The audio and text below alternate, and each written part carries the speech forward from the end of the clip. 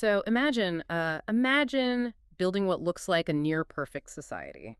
You orchestrate this incredible system where your citizens routinely live past the age of 84. Right. Your tech sector is like the absolute envy of the globe. Your kids basically never drop out of school, and your overall wealth it triples in a single generation. It's the dream scenario. It is. You've essentially won the macroeconomic game. Yeah. But to keep the lights on in this utopian setup, your citizens have to actively choke on the air they breathe. Yeah. I mean, it's sort of the ultimate paradox of modern development, isn't it? You engineer your way out of poverty, but you innovate yourself right into this massive environmental corner. Okay, let's unpack this.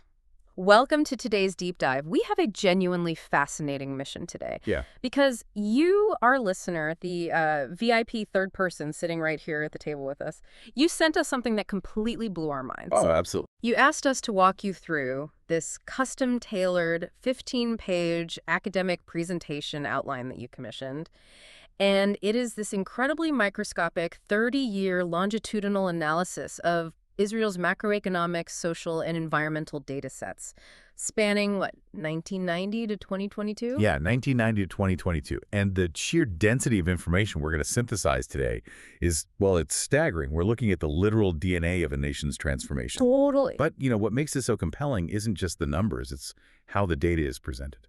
Right, before we even get into the metrics, I have to set the visual stage for you regarding the aesthetic of this deck, because the design rules imposed on this presentation are, frankly, relentless, and they profoundly impact how we process the story. They really do. It's so strict. Imagine this deck in your hands right now. It is ultra clean. We are talking pure, stark white backgrounds, like hex code FFFFF for the design nerds out there. Pure white, nothing else. Yeah. And the text is this dark, authoritative gray, almost navy. There is absolutely no clutter. Zero. None. No, 3D graphics, no unnecessary grid lines, definitely no cheesy stock photos of people shaking hands in a boardroom. Thank goodness. Right. It relies purely on minimalist information graphics. When the designer needed to highlight a critical data point, they used a single muted professional blue, or maybe a dark red. Just to draw the eye without yelling at you. Exactly. All the annotations are just these elegant single-color arrows or really fine wireframe boxes circling the key metrics. It basically forces your brain to engage exclusively with the narrative the numbers are telling. It's a phenomenal framing device, honestly. Yeah. The visual austerity actually amplifies the dramatic tension of the data. And, that tension is established immediately on page 1. Right. You open the cover page with its, really fine-line geometric background, and you look at the executive summary on slide 2. It's laid out as a horizontal timeline using just 4 simple icons. But those 4 little icons carry an epic 30-year thesis. What's fascinating here is that they don't bury the lead. The overarching narrative is just right there. Slapping you in the face. Exactly. Over 3 decades, this data proves the execution of a near-miraculous transformation into a high-income knowledge economy. They built this unparalleled human capital engine, meaning, compounding education and public health victories. Right. But this economic rocket ship is currently smashing headfirst into a really severe environmental ceiling. The wealth creation is spectacular, but the fuel required for that growth is rapidly becoming this existential bottleneck. Yeah. But, you can't truly understand the terror of the ceiling until you understand the sheer velocity of the rocket. So let's look at the engine. You turn to slide 3, and the visual is designed to make you actually feel that momentum. Yeah, it's a smooth trend line, right? Tracking gross national income, GNI per capita, and it's measured in constant $20-15 to strip away the noise of inflation. Right, keep it honest. And for the first segment, starting in 1990, the line is climbing. It's a respectable slope, but then it just aggressively steepens. It really takes off. Yeah. There are these subtle little arrows pointing out the zones of acceleration, and right in the upper right quadrant, a fine red circle is drawn around a very specific breakthrough point. And that circle marks the definitive crossing of the $40,000 threshold. In raw numbers, we are looking at a society where the GNI per capita leaped from roughly $13,600 in the early 90s, soaring past $42,200 by 2022. They effectively tripled their real purchasing power. Tripled it. Yeah. And I think it's easy for us as analysts who just stare at charts all day to nod and go, ah, yes, line goes up, economy, good. Right. Good job. But jumping from 13 grand to 42 grand is not just, having more money to buy a nicer TV. That is a categorical structural leap in global standing. Precisely. Because at $13,000 per capita, you're firmly in middle-income territory. Your society is likely still grappling with scaling basic infrastructure. Like paved roads and water lines. Exactly. Your tax base is relatively shallow, which means the state is limited in what it can actually provide. You are highly vulnerable to the middle-income trap. But when you cross that $40,000 threshold when you hit 42 grand, you have decisively entered the World Bank's high-income echelon. The societal expectations completely rewrite themselves at that point. Completely. I mean, a $42,000 per capita economy can absorb much higher taxation. And that taxation funds top-tier public infrastructure, which then attracts better global talent. Which then drives more wealth. It's a loop. A massive feedback loop. Your population transitions from worrying about basic economic security to demanding advanced healthcare, premium global goods, and, world-class urban planning. The psychological shift in the populace is as profound as the mathematical one. But here's the thing. You don't just magically wish $40,000 per capita into existence. No, you definitely don't. It's not like they tripped over a massive unmapped ocean of crude oil in 1992 and instantly got rich. They had to systematically dismantle their old economy and build a completely new one from scratch. And the next visual in this deck on slide 4 illustrates that beautifully. It really does. It's an area chart showing 2 shaded regions. But as your eye moves from left to right across the 30 years, the bottom layer it completely collapses. It gets so thin it basically vanishes into the x-axis. And that vanishing bottom layer represents agriculture's share of the GDP. Yeah, there's a single downward pointing arrow noting a drop from around 2% down to below 1%. The annotation simply reads, agriculture yields to high-tech and services. Less than 1%. Less than 1%. To put this in perspective for you, our listener, think about a legacy corporation. Imagine a company that spent a century building its entire brand identity around exporting physical goods, let's say citrus fruit and irrigation hardware. And over 30 years, the board of directors completely gets that business model. They abandon the physical exports and pivot entirely to exporting highly sophisticated computer algorithms, cybersecurity architecture, and biotech. It is an absolute rewrite of the national DNA. Right. It's like Ford deciding they're only going to make software now. Exactly. And if we connect this to the physical geography of Israel, you see exactly why this structural metamorphosis was absolutely mandatory. You cannot farm your way to $42,000 per capita when you live in a semi-arid region with severe water constraints and highly limited arable land. The physical constraints of the map literally cap your economic potential. Exactly. Agriculture is incredibly resource-intensive. It demands vast amounts of fresh water and vast tracts of land. 2 things this specific geographic profile simply does not possess in abundance. Right. So what's the alternative? You have to decouple your wealth creation from your physical geography. You have to find an industry that scales infinitely, but requires almost zero physical footprint. Software doesn't need irrigation. Software doesn't need irrigation. Cybersecurity doesn't require thousands of acres of grazing land. Microprocessors require highly controlled, small-footprint manufacturing facilities, not sprawling plantations. That's a great point. They took the intellectual capacity of their population and engineered it into their primary export commodity. They moved from a low-margin, resource-heavy physical export model to a massive-margin, resource-light intellectual export model. Which makes perfect sense on paper. You ditch the low-margin physical stuff for the high-margin digital stuff. Right. But okay, you turn to the next visual on the deck slide 5, the dual-axis chart tracking the export engine, and I have to admit, it raises my blood pressure a little bit. Oh, the volatility is visually striking. It really is. You have these solid gray bars rising higher and higher into the billions, representing the absolute volume of exports. But overlaid across those bars is a jagged, wildly fluctuating line. Very jagged. That line represents exports as a percentage of the total GDP, and it spikes all the way up to 39%.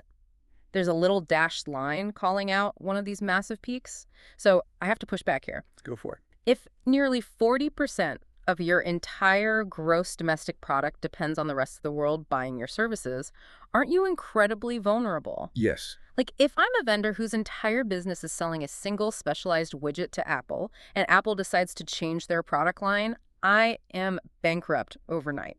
If the global market catches a downturn, doesn't this economy just shatter? It's a very sharp observation, and that jagged line represents exactly what you're talking about. It's the heartbeat of global vulnerability. Hmm. Every time the dot-com bubble burst, or the 2008 financial crisis hit, or a global pandemic severed supply chains, those shocks instantly registered on that graph. You can see the dips clearly. You simply cannot insulate yourself from the world when you sell nearly half of everything you produce to the world. So why embrace that vulnerability? Why is that considered a successful economic strategy? Because the Apple vendor analogy only works if the vendor is highly replaceable.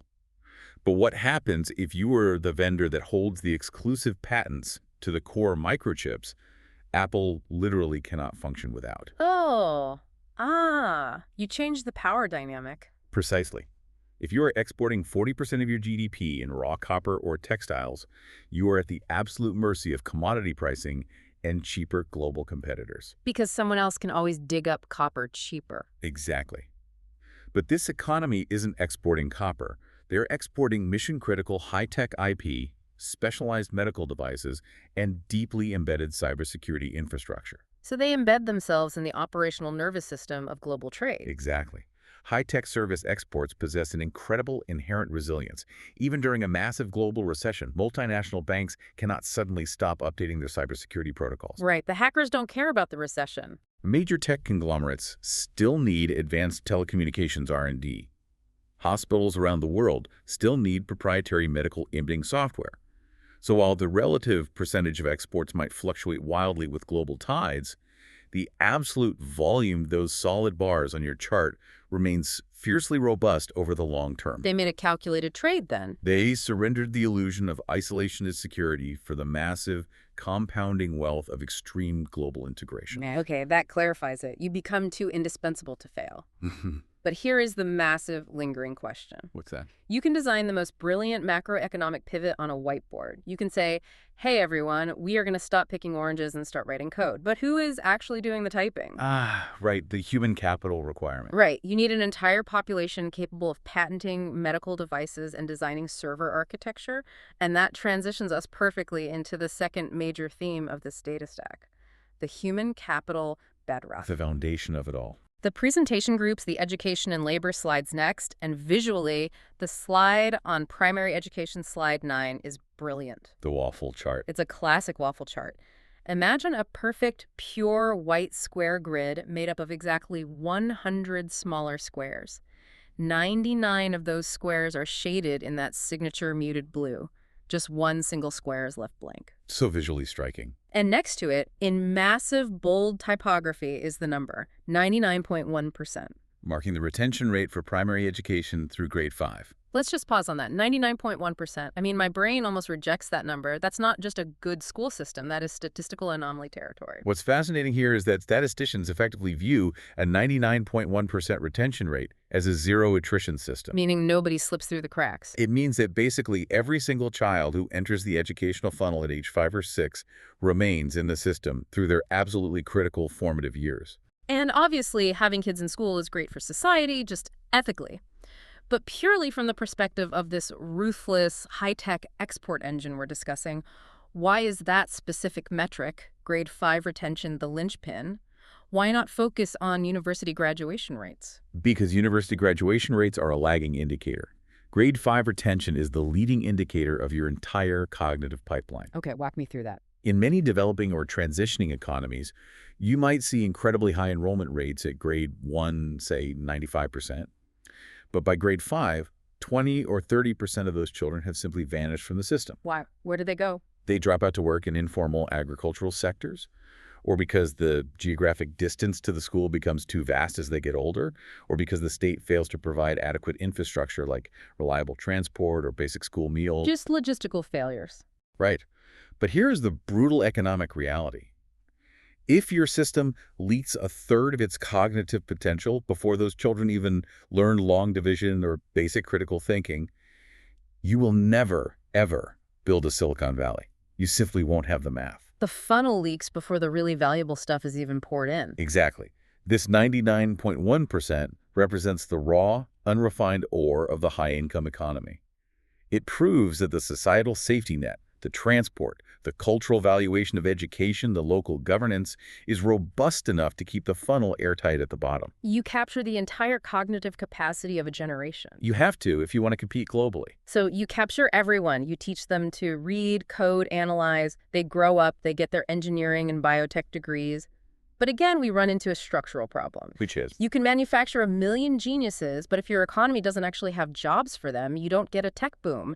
You just get a highly educated, highly organized, and deeply angry populace. Which is a classic recipe for severe social instability. Exactly. Brain drain or revolution.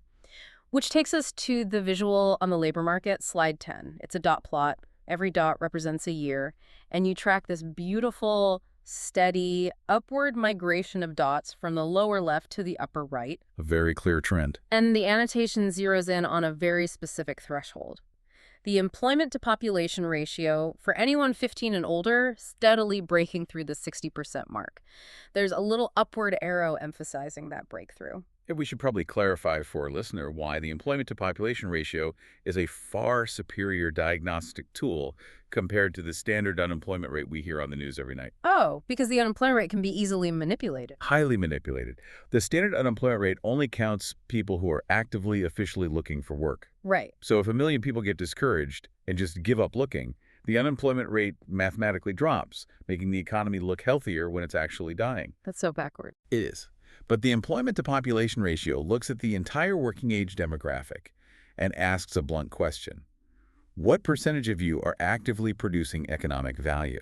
So when we see that dot plot break the 60% threshold, it means the labor market is aggressively absorbing that 99.1% educated cohort. The synergy is working. You pour the human capital into the top of the funnel, and the high-tech sector successfully catches them and monetizes their skills on the other side. And there is a massive demographic multiplier hidden within this specific dot plot, too. You don't hit a 60+% employment to population ratio purely through organic population growth. Where does the extra boost come from? That upward migration is heavily driven by the systematic integration of female labor force participation over these 30 years. Right. If you want to rapidly scale a knowledge economy, you can't just rely on half your brain trust. Exactly. If you need to double your GDP output quickly, inventing a new microchip helps, but fully integrating the other 50% of your population into the advanced workforce is the ultimate macroeconomic cheat code. The dataset shows this steady, powerful absorption of women into high-value sectors. When you combine near-universal early education with high labor force participation across all demographics, you achieve the sheer intellectual mass required to sustain that explosive G&I growth we saw on the very first chart. It's an incredible compounding effect. A smarter workforce, a larger workforce, executing higher value tasks on the global stage. Yeah. But, human capital isn't just about the software in your head. It's about the hardware of your physical body. It's about how long you can actually sustain that output. The physiological bedrock of the economy. Which brings us to the health data, slides 7 and 8. And this might be the most profound section of the entire deck. Oh.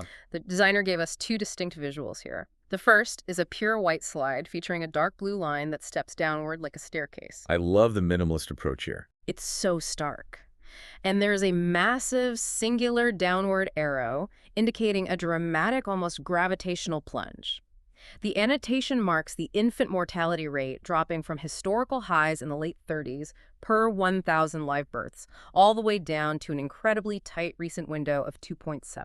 And we really need to linger on what 2.7 per 1,000 live births actually signifies in the real world, because we often view health statistics purely as, medical achievements. Right. We picture a skilled surgeon or a fancy new drug. Well, but infant mortality is entirely different. It is the ultimate undeniable proxy for a nation's comprehensive systemic competence.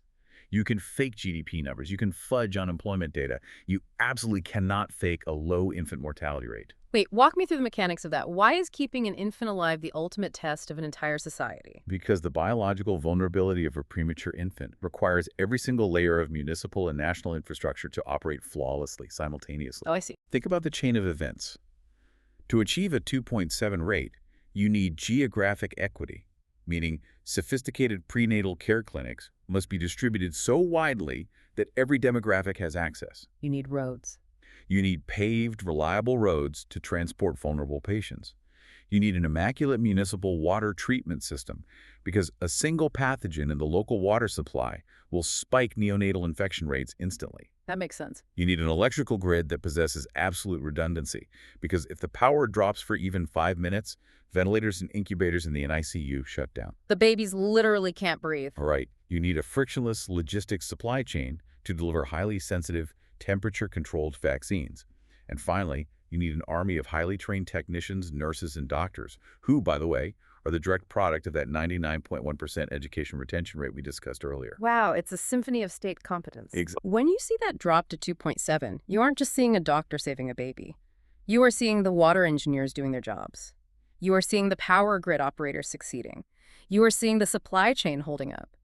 A rate of 2.7 places a society in the absolute uppermost echelon of global health security, It proves the operating system that the country is functioning at peak capacity. which flows perfectly into the next visual slide 8, the tornado chart. Ah, yes. It literally looks like a tornado with two bar charts placed back to back, expanding outward from a central spine. It illustrates two massive demographic forces pushing in opposite directions. Right. On one side, the lifetime risk of maternal mortality shrinks inward, vanishing to near absolute zero. And on the other side, female life expectancy rockets outward, stretching past 84 years of age. And there's a neat little wireframe circle drawn right over that 84 mark. Pushing female life expectancy past 84 years is a monumental biological achievement. Combined with the near-zero maternal mortality risk, it reinforces the efficiency of the healthcare apparatus we just detailed. But, and here is where my brain starts flashing warning lights. Uh-oh. You have a population living longer, healthier lives than almost anywhere else on the planet. 84 years is an incredibly long time to live. But doesn't that massive biological victory fundamentally rewrite the mathematical social contract of the entire country? It absolutely does. I mean, if your population suddenly starts living a decade or two longer than the architects of your national pension system originally planned for, the math has to break, right? You have people drawing on state resources for 25 years after retirement. If we connect this to the bigger picture, this is the profound paradox of success. Right. Every single victory we've discussed so far, the wealth generation, the education retention, the health miracles, these victories actively create the conditions for the next major crisis. Surviving and thriving brings its own intense macroeconomic burden. Okay, so they won the game. They pushed life expectancy past 84. But winning that game introduces a completely terrifying new math problem for the state. And you turn back to slide 6, and the visual clearly illustrates that exact problem. The demographic consequence. Right. The visual is a series of horizontal stacked bar charts. Think of it like layers of sedimentary rock, showing the different age brackets over time. Okay. The bottom layer is the children, the massive middle layer is the working age population, and that top layer is the 65 and older crowd. The designer drew this incredibly thin, elegant wireframe box circling just that top layer. And as you track the 30 years, that top layer visibly swells. It gets much thicker. Yeah. The data point is stark. The 65-plus population steadily expanded from roughly 5.0% to over 12.5% of the total demographic. There's a little increasing arrow highlighting it. And this is where economic theory violently collides with biological reality. We so often talk about an aging society purely as a negative, a drain on healthcare, a crisis for pension funds. Which it is, financially. It is, but first and foremost, we must respect it as the ultimate byproduct of the astounding success we just reviewed. You do not get a 12.5% elderly population without world-class healthcare, clean water, and deep economic stability. It is the trophy of a functioning state. But it's a very expensive trophy because 12.5% is a massive chunk of people who are transitioning out of that high-tech export engine. Yes, they are. They are no longer writing the algorithms or patenting the medical devices. They are transitioning from net producers of economic value to net consumers of advanced social services and geriatric healthcare. Exactly. And this is where the intricate synergy of this entire 15-page data set becomes so apparent. Do you remember the dot plot on slide 10? The labor market absorption, breaking the 60% employment threshold. Right. That specific metric is the only thing preventing this aging demographic from bankrupting the state. Oh, wow. That robust, highly active labor market, especially those high-margin tech workers we talked about, is the exact mechanism currently keeping this aging population afloat. The massive tax revenue generated by that 60+% of working-age people is the foundation that funds the pensions and the advanced health care required by the 12.5%. So it's a high-wire act. If the global market takes a hit and that high-tech export engine falters, the tax revenue drops and the ability to support the elderly demographic instantly collapses. It is a supremely delicate balancing act. Mm. You have to keep the engine running at absolute maximum efficiency to afford the luxury of your own health outcomes. And managing a balancing act of that scale requires an incredible degree of coordination. You can't pivot a national economy from agriculture to software, educate 99.1% of your kids, keep your citizens alive to 84, and manage the pensions of a massive elderly population if the people at the steering wheel are incompetent. Definitely not. Or worse, if they are actively stealing the hubcaps. Which brings us to the invisible architecture of this entire miracle. The governance bedrock on slide 11. Visually, this slide is the absolute epitome of the deck's minimalism. It's so clean. There are no heavy axes, no massive grids, just three tiny minimalist line graph spark lines floating in the middle of a sea of white space. They track three specific metrics over decades: government effectiveness, regulatory quality, and corruption control. And the annotations show the global percentiles. Right. Corruption control hovering around the 74th percentile. Regulatory quality hitting the 70th plus percentile. There's a fine little line pinned to that high point, noting that it provides a stable environment for the private sector. Now, to the average person, a 70th percentile in regulatory quality doesn't sound nearly as sexy as crossing $40,000 in per capita income. No, it sounds like paperwork. Exactly. But those percentiles are the precise reason the income growth was mathematically possible. I always conceptualize governance as the operating system of a computer. I like that. You can have the most expensive hardware on Earth, like a massive, perfectly educated population, and you can have incredible cutting-edge software like a booming, high-tech intellectual property sector. Right. But if your operating system is fundamentally corrupt, well, if it's constantly crashing, if it's infected with malware, if it randomly deletes files, none of the hardware or software matters. The computer simply will not boot up. That is a brilliant analogy. And if we look at how that operating system interacts with the global economy, it all comes down to foreign direct investment, or FDI. Right. Because if I'm a tech CEO looking to drop $2 billion on a new microprocessor fabrication plant, I am looking intensely at these spark lines. You're doing your homework. I don't care how smart your workforce is if your local courts are going to let a competitor steal my patents, or if the tax laws arbitrarily change depending on who I bribe. Exactly. Global capital is fundamentally cowardly. It demands absolute predictability. A 70th plus percentile ranking in regulatory quality and corruption control is a massive neon sign to the global markets that this jurisdiction plays by a consistent, transparent set of rules. It's a signal. It guarantees that contracts will be legally honored. It ensures that multi-billion-dollar intellectual property will be protected by an independent judiciary. It provides the psychological safety required to move billions of dollars across borders. Precisely. That operating system is what allowed the massive influx of foreign capital that supercharged the tech boom. And just as importantly, strong governance prevents human capital flight. Oh, brain drain. Yes. If your operating system is corrupt, your smartest citizens, that 99.1% educated cohort, will simply pack up and move to a country that offers stability and meritocracy. The fact that their governance metrics held steady allowed them to retain their domestic genius while simultaneously attracting foreign cash. Okay, let's take a collective breath here. Because the narrative arc we have traced from the cover page to this government slide is essentially a flawless macroeconomic victory. It really is impressive. We are looking at an X-ray of a society that is incredibly wealthy, completely educated, absurdly healthy, living longer than historically imaginable, and governed by a transparent, stable rule of law. If you close the presentation right now, you would think we were analyzing a fictional utopian city. But the data does not stop at the governance slide. No, it absolutely does not. You turn the page to slide 12, and a massive, heavy, dark shadow drops right over this pristine narrative. Welcome to the environmental ceiling. This is where the core tension we identified in the executive summary fully materializes. The carbon footprint.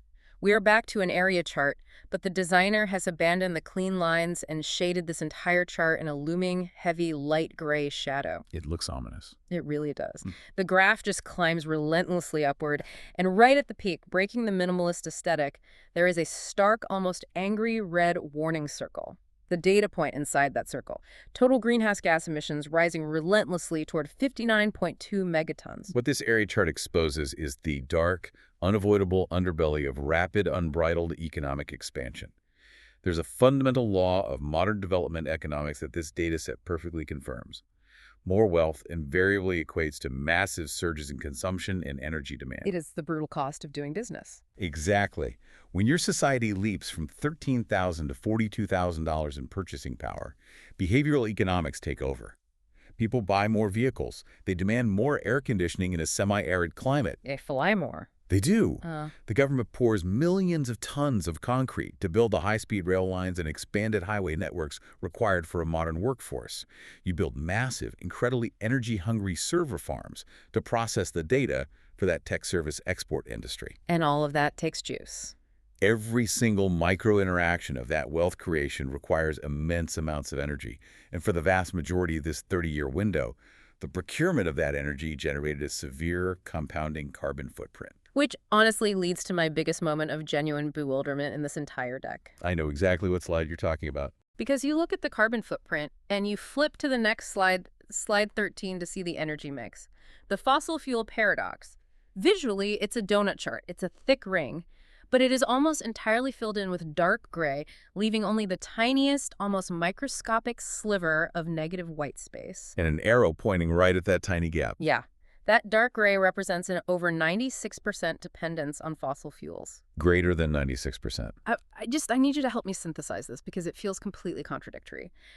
How does a nation that literally engineered revolutionary water-saving drip agriculture, a nation that writes the architecture for world-class microprocessors, a nation with a 99.1% primary education retention rate, how do they completely miss the boat on renewable energy? It defies logic on the surface. It does. They have the intellectual capital. They certainly have the financial capital. Why are they hopelessly stuck at 96% fossil fuels in the 21st century? It is a phenomenal paradox. Right.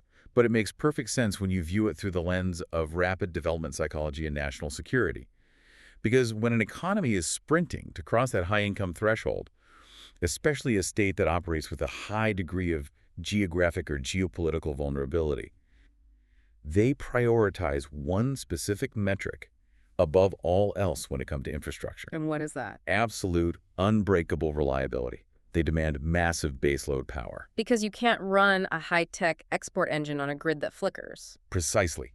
If you want to integrate into the global digital supply chain, your server farms cannot experience rolling blackouts. Right. If you want to maintain a 2.7 infant mortality rate, the power to the neonatal incubators cannot drop when the wind stops blowing. Right. For the last 3 decades, the absolute fastest, most guaranteed method to establish massive, uninterrupted baseload power was to burn coal, and more recently, to tap into newly discovered offshore natural gas reserves. Oh, they found local gas and they just doubled down on it. They did.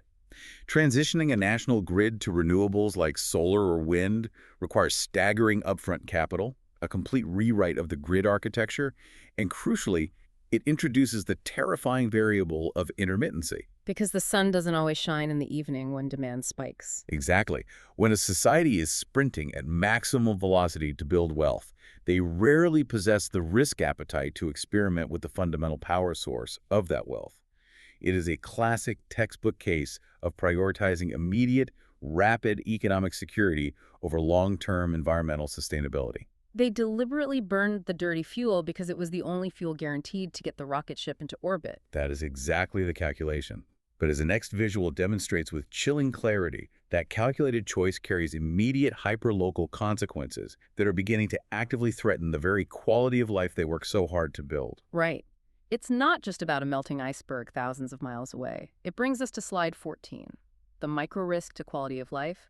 This slide feels almost claustrophobic compared to the wide-open trends of the earlier pages. It's very constrained. It's a standard bar chart, but there is a firm, undeniable, horizontal baseline drawn right across the middle. That line represents the World Health Organization's safety limit for air pollution. And year after year after year, The bars representing PM2.5 exposure consistently breach that safety line. Some bars are even highlighted to emphasize the breach. Yeah, with a little wireframe box noting the need to reduce industrial emissions. The data point shows exposure hovering between 19 and 27 micrograms per cubic meter. And we must connect this abstract data directly to the biological reality of the listener. When we discuss 59 megatons of carbon, it feels vast and intangible. It feels like a global warming problem for 50 years from now. It's just a scary number in an academic textbook. But PM2.5 particulate matter that is 2.5 micrometers or smaller in diameter is intimately physical.